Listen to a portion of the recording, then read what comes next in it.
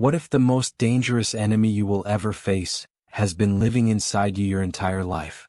Not a rival, not a failure, not bad luck, not circumstance, but a version of yourself that cannot think clearly when it is afraid. A version that needs approval to feel worthy. A version that crumbles the moment reality does not match its expectations. 2,000 years ago, a man sat alone in a military tent on the frozen banks of the Danube River. He was the most powerful person on earth. He commanded the largest empire in human history. Every person he encountered trembled before his authority. Every word he spoke became law.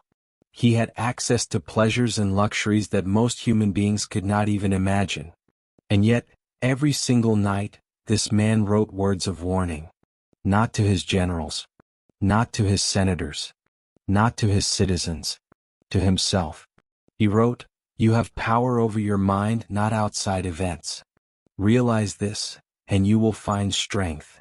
That man was Marcus Aurelius, Emperor of Rome, philosopher, soldier, student of human nature.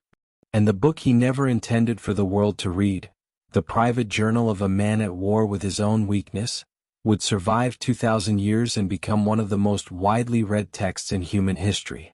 Today we are going to explore what he knew, what he truly knew, about why human beings suffer, why we are so often our own greatest obstacle, and what it actually takes to become someone the world cannot easily break.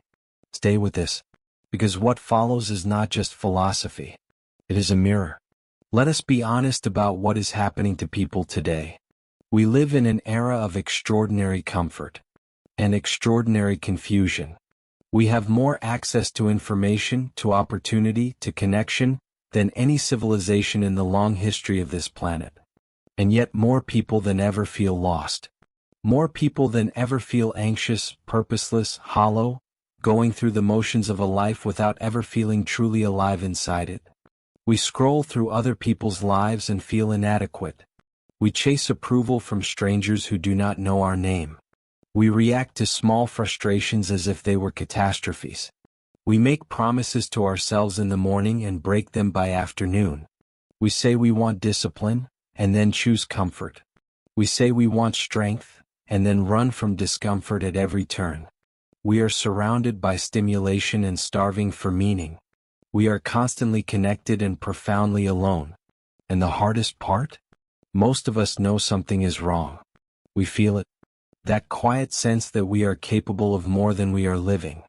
That the distance between the person we are and the person we could be is growing, not shrinking, with every year that passes. Why does the average person, intelligent, capable, full of potential, still struggle to govern their own emotions?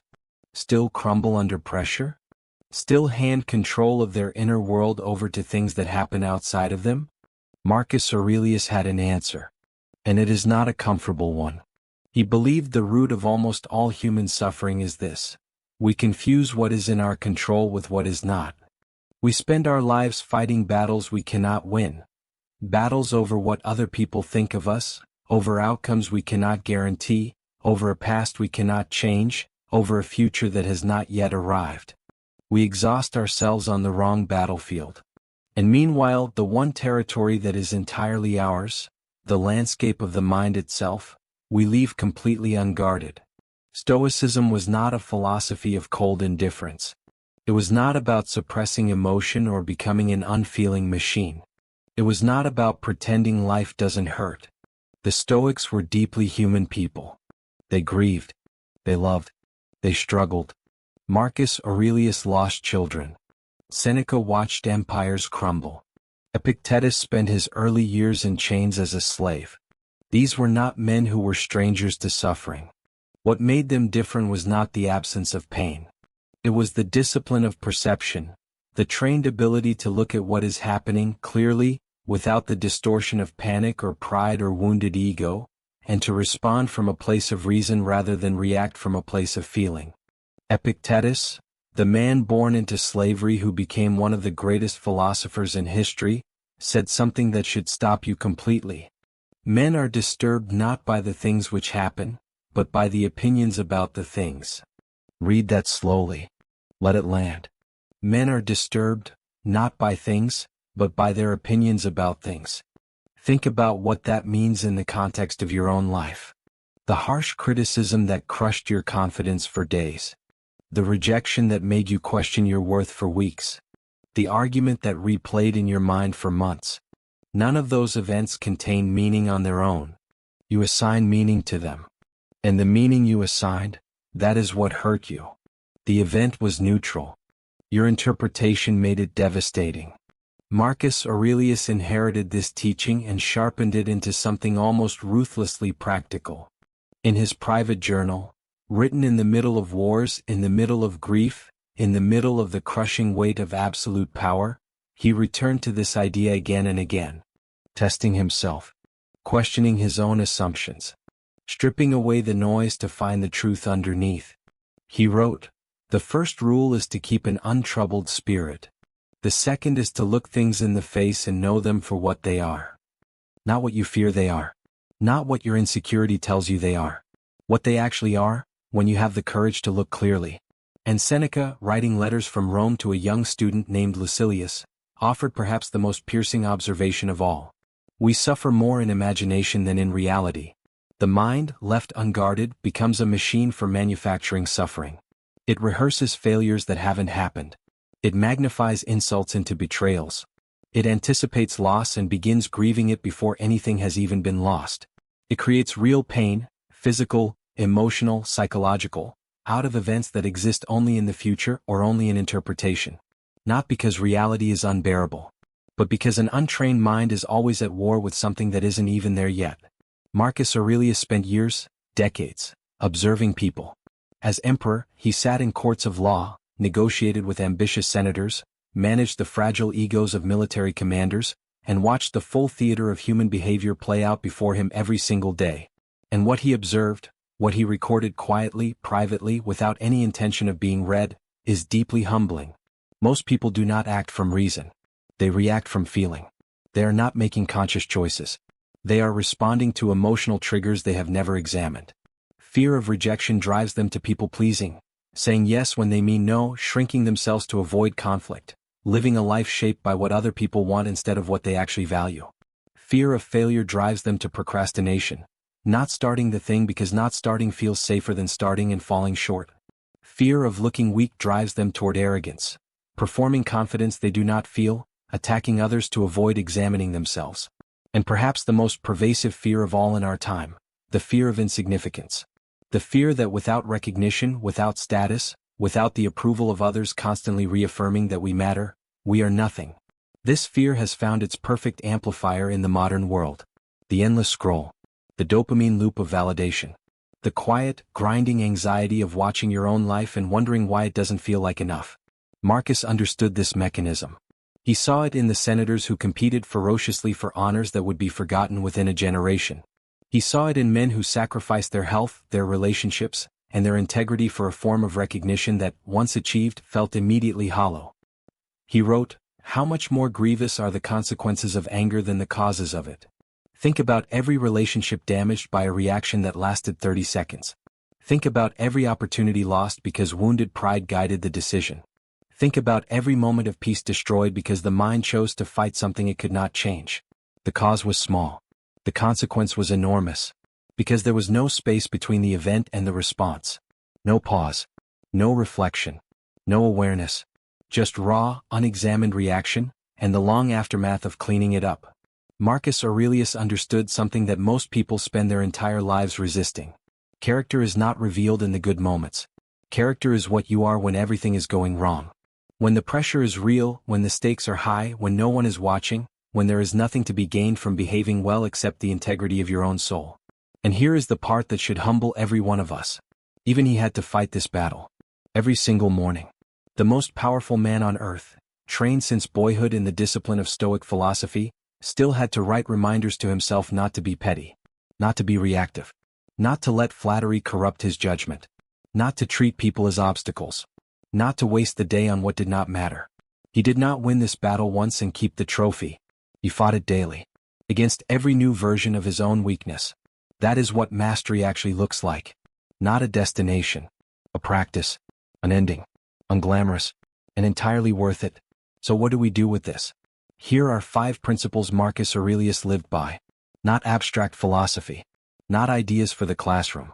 Laws for the governed mind, and a life that cannot be easily rattled. The first law. Guard the gate of perception.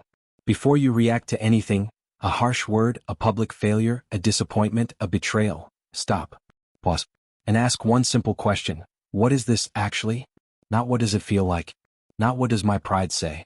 Not what does my fear interpret this as being? What is this, objectively, when I strip away the emotional charge and look at it clearly? Most things that feel like catastrophes are inconveniences wearing the costume of catastrophe. Most things that feel like personal attacks are simply other people's unresolved pain, directed outward. Most things the mind treats as emergencies are, in the cold light of honest examination, just events. Neutral events waiting to be interpreted. When you learn to pause before you interpret, when you make that gap between stimulus and response even slightly wider, you take back the governance of your own interior life. And that is the beginning of everything. The second law. Reclaim the dichotomy. Epictetus said there are 2 categories of things in this world. Things that are in our power, our judgments, our desires, our intentions, our effort, our character. And things that are not, the opinions of others, external outcomes, what people say, what the world does, how circumstances unfold. Most human suffering lives in the confusion between these 2 categories. We spend enormous emotional energy on what we cannot control and almost no energy on what we actually can. The correction is simple, though not easy. Every morning ask yourself, where am I directing my energy today? Am I fighting things I cannot change? Or am I building the one thing I have complete authority over, who I am choosing to be? Redirect your energy entirely toward your own choices, your own responses, your own discipline, and you will feel a quality of freedom that most people never experience in their entire lives. The third law. Eliminate the need for approval. Marcus Aurelius wrote, "Receive without pride, relinquish without struggle." Praise and criticism are both weather. They come. They go.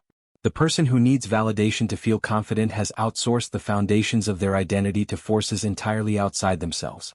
They have given the world a lever, and the world will use it. True psychological independence is not arrogance. It is not coldness. It is the refusal to let someone else's opinion determine your sense of worth. Build your identity not on what people say about you but on what you do, consistently, in private, when no recognition is coming, when no one is watching. Because that is where character actually lives. And character, once built, cannot be taken from you. The fourth law. Choose discomfort deliberately. Seneca practiced what he called voluntary hardship. He would spend days wearing rough clothing, eating plain food, living without the comforts his wealth could easily provide. Not as punishment. Not as performance. As training. He said, "Set aside a certain number of days during which you shall be content with the scantiest and cheapest fare, so that you may ask yourself, is this the condition that I feared?" A person who has never tested themselves against real difficulty lives in quiet terror of it. Every inconvenience feels like a threat. Every obstacle feels insurmountable. But the person who has voluntarily walked into discomfort, and walked out the other side, knows something the comfortable person does not. I can handle more than I thought. Discipline is the daily practice of choosing the harder path when the easier one is right there. Over time, this does not merely build endurance. It builds a deep, unshakable confidence, the kind that no title, no achievement, and no external validation can ever manufacture. The fifth law. Return always to the present moment. Marcus wrote, "Confine yourself to the present. The mind that lives in the past becomes bitter, replaying old wounds, relitigating old arguments, carrying the weight of things that are finished and cannot be changed. The mind that lives in the future becomes anxious, rehearsing failures, anticipating rejection, catastrophizing outcomes that may never arrive. Neither of these minds is useful. Neither of these minds is free. The present moment is the only place where action is possible. The only place where character is exercised. The only place where your life is actually happening. Every morning is a new negotiation with reality. Every moment, this one, right now, is an opportunity to choose, clearly and deliberately, without the noise of yesterday and without the dread of tomorrow, who you are going to be. That choice is always available to you. Always. No matter what has happened before. Marcus Aurelius died in 180 AD. On campaign. Far from Rome. Far from the life of philosophy and reflection he would have chosen for himself, had the world not placed the weight of an empire on his shoulders. He never stopped writing. He never stopped questioning himself. He never, not once in all the pages of the Meditations, claimed to have mastered the philosophy he lived by, only to be practicing it, imperfectly, every day, against every new version of his own weakness. Long pause, music barely present. And perhaps that is the most important thing he left behind. Not the words, not the doctrine, not even the philosophy. The example. The example of a man who had every reason to be corrupted, by power, by flattery, by the absolute authority to do whatever he wished without consequence, and who chose, every single morning of his life, to wrestle with the hardest question a human being can ask themselves. Am I becoming, today, the person I am capable of being? You are going to face pressure. You are going to face people who misunderstand you. Circumstances that feel deeply unfair. Days when the gap between who you are and who you want to be feels too wide to cross. And in those moments, remember what Marcus Aurelius knew. The obstacle is not out there. The battlefield is not the world. The battlefield has always been, and will always be, the territory of your own mind.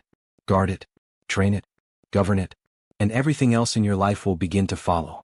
If these ideas stirred something in you, if somewhere in this video you found yourself thinking about your own mind, your own reactions, your own untapped strength, then you are exactly the kind of person this channel was built for.